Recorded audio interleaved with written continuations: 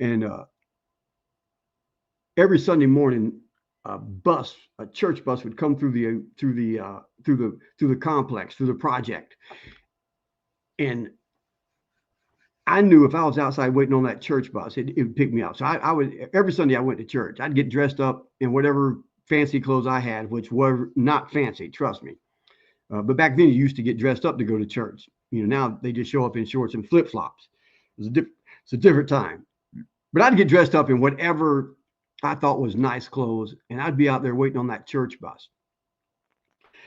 And 9 years old, in the afternoon, the church bus would drop you off, and it'd give you like a bag of M&Ms or Hershey's or something like that.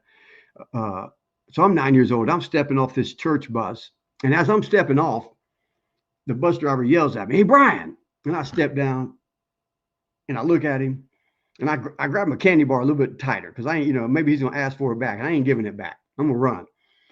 But he says, "Hey, what are you gonna do when you grow up?"